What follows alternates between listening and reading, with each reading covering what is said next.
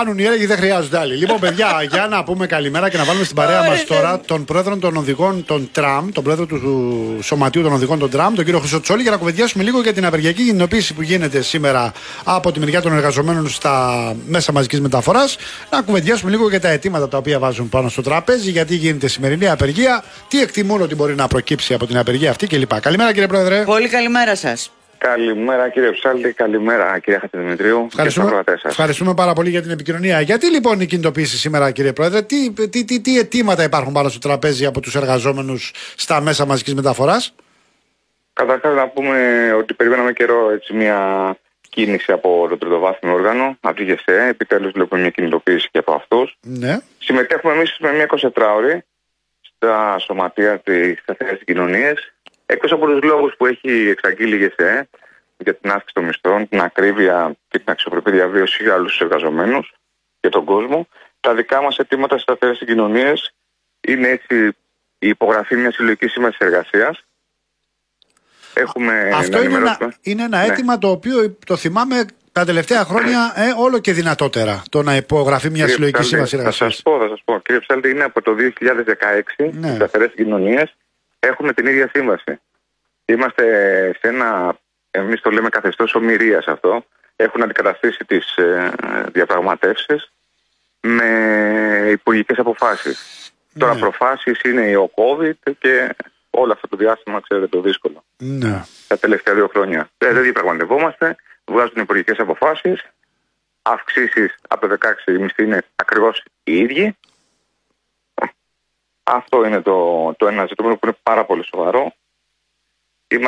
Να θυμηθούμε ότι οι σταθερές συγκοινωνίες έχουν μπει στο νέο μισθολόγιο από το 12.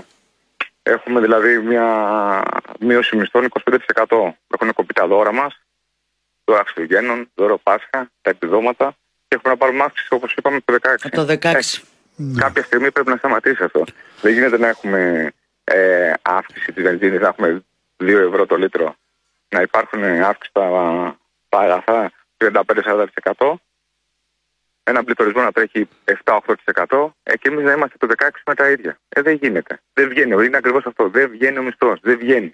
Είμαστε μείον εδώ και χρόνια. Αυτό είναι το κυρίαρχο για μας, η υπογραφή της συλλογικής σύμβασης εργασίας. Και το δεύτερο, προσλήψεις προσωπικού. Το ακούμε και αυτό χρόνια. Και όμως είναι πραγματικότητα, κυρία Χατζηδημητρίου και κύριε Ψάλτη. Δηλαδή είναι τραγικό αυτό που γίνεται στις σταθερές κοινωνίες.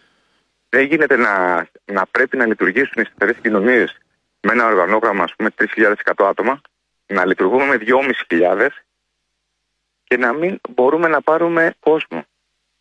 Πώς λειτουργείτε με διπλοβάρδιες? Ναι. Δηλαδή πώς γίνεται όταν... Πώς βγαίνουν τα δρομολόγια? Ο κόσμος είναι εξαντλημένος. Όταν ένας άνθρωπος κρατάει τιμόνι, οδηγεί ένα μέσον που έχει μέσα ανθρώπους, πώς μπορεί να δουλεύει διπλοβάρδιες, τριπλοβάρδιες με ασφάλεια? Δεν είναι θέμα διπλοβάρδιων. Είναι θέμα ότι ακόμα και ένα ρεπό που είναι να ξεκουραστούμε, θα πρέπει να καλύψουμε κάποιο δρομολόγιο, θα έρθουμε να εξυπηρετήσουμε τον κόσμο. Δεν είναι εδώ πέρα μια απλή δουλειά. Είναι ένα κοινωνικό έργο πραγματικά. Δηλαδή πρέπει να πάμε τις οικογένειες στις δουλειές. Ναι, αλλά ένας εξαντλημένος οδηγός δεν είναι η ασφάλεια που χρειάζεται ο άνθρωπος, ο καθένας που μπαίνει μέσα σε ένα μέσο μαζικής μεταφοράς. Τα ελάχιστα είναι στο ελάχιστο επιτρεπτό όριο ασφάλειας. Ούτως ή αλλιώς. Πρόεδρε, δεν έχει ανακοινωθεί ότι θα έχει προσλήψεις σε προσωπικό, σε οδηγούς κλπ. Στα μπλε λεωφορεία, δεν πάρει ένα κομμάτι και σε εσάς? Έγινε μια προσπάθεια, κύριε Ψάλτη, πέρυσι.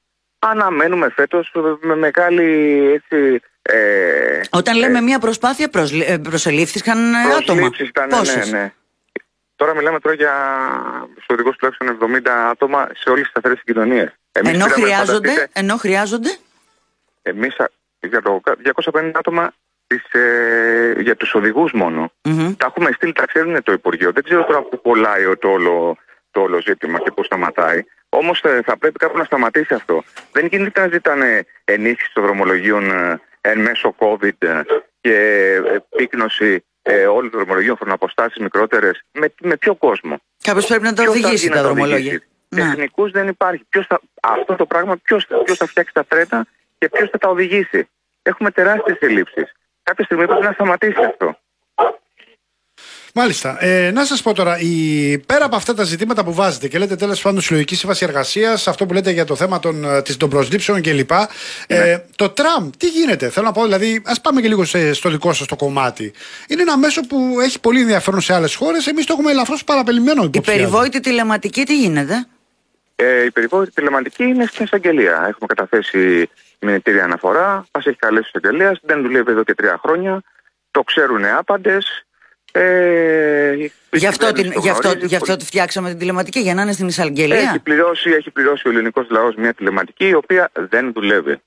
Αυτή είναι η πραγματικότητα, τα έχουμε καταθέσει αυτά. Ναι, πάντως ξαναλέω ότι οι οδηγοί κάνουν τεράστια προσπάθεια και αυτό που λέτε για την ασφάλεια, για τα ελάχιστα επιτρεπτά όρια ασφάλειας, να κατεβαίνουν στο φανάρι, να βγαίνουν οι επιβάτες να πηδάνε από το όχημα με κίνδυνο μη γίνει κανένα ατύχημα, καθυστέρηση δρομολογίων. Δεν ξέρω γιατί το έχουν αφήσει αυτό το μέσο. Δεν το γνωρίζω. Δηλαδή έχουμε πάρει καινούργια οχήματα και ακόμα και αυτά έχουν προβλήματα. Ναι, υπάρχει Υπουργείο για αυτό το πράγμα. Υπάρχει Υπουργός, υπάρχουν άνθρωποι στους οποίους απευθύνεστε. Τι σας απαντούν? Τι να μου απαντήσουν? Αφού το βλέπετε 3 χρόνια και είναι το ίδιο με τα ίδια προβλήματα, τι να απαντήσουν? Οι πράξεις τους δεν γίνεται τίποτα. Έχουμε καταθέσει, σας λέω, εξώδικες διαμαρτυρίες, έχουμε καταθέσει μηνυτήριες, αναφορές. Δεν γίνεται κάτι, κυρία μου. Δεν γίνεται, κυρία Χατζημητρίου. Δεν γίνεται. Το εντυπωσιακό της ιστορίας είναι ότι είναι ένα μέσο το οποίο, ξαναλέω, σε άλλες χώρες είναι, πώς να το πω, ρε παιδί μου, στην αιχμή, αν θέλετε, αλλά εδώ σε εμάς περνάει σε δεύτερη μοίρα. Δηλαδή δεν είναι ένα δίκτυο το οποίο φαίνεται να είναι ατροφικό, φαίνεται να είναι προβληματικό, δεν υπάρχει πράσινο κύμα. Το θυμάστε το πράσινο κύμα? Να σου πω κάτι, εγώ, Γιώργο μου. Το πράσινο κύμα ήταν λίγο στις αρχές, τώρα έχει γίνει κόκκινο κύμα. Αυτό λέω. Δεν είναι καν κύμα. Δεν περπατάει, δηλαδή, καταλάβατε, δεν βοηθάει, ρε παιδί μου. Εγώ όταν βλέπω ότι κόβονται οι κορδέλες αυτή τη στιγμή και κάνουμε τις γνωστές γιορτές και τις φωτογραφίσεις με τα ηλεκτρικά λεωφορεία και που έρχονται τα ξέρω εγώ τι, και έχουμε ένα μέσο που το έχουμε χρυσοπληρώσει και το έχουμε εντελώς απαξιώσει γιατί δεν λειτουργεί έτσι όπως θα έπρεπε να λειτουργεί. Έτσι δεν είναι? Έχω άδικο? Όχι μόνο άδικο, το υπερθεματίζω κιόλας. Και λειτουργεί καθαρά με το φιλότιμο των εργαζομένων. Καθαρά, και δεν είναι κλισέ αυτό που σας λέω. Είναι πραγματικά ότι δουλεύει με το φιλότιμο των εργαζομένων. Δεν γίνεται να έχουν πληρώσει μια τηλεματική εδώ και 3 χρόνια και να μην δουλεύει. Δεν γίνεται να έχουμε καινούριους ερμούς και να είναι μέσα με προβλήματα. Δεν γίνεται να έχουμε ένα παρατημένο δίκτυο με άβαυτες κολόνες. Δηλαδή, πραγματικά. Αυτό το στολίδι που ήταν κάποτε το 2004 αυτή τη στιγμή να είναι παρατημένο, δεν γίνεται. Δεν έχουν πληρώσει και δεν είναι, εντάξει, σαφώς ότι πρέπει να εξυπηρετεί τον κόσμο, αλλά έχουν πληρώσει και οι άνθρωποι, οι πολίτες, έχουν πληρώσει ένα μέσο και θα πρέπει να το χρησιμοποιούν. Μάλιστα. Πρόεδρε, ευχαριστούμε πάρα πολύ για την επικοινωνία. Τα αυτονόητα λέμε, Πρόεδρε, κάθε φορά. Τα αυτονόητα λέμε. Πλατεία Κλαθμόνος 11 η ώρα όλοι. Αυτό. Ευχαριστούμε πάρα πολύ. Καλή δύναμη σε όλους σας. Πάντως η αλήθεια είναι, ας πούμε, ότι λέει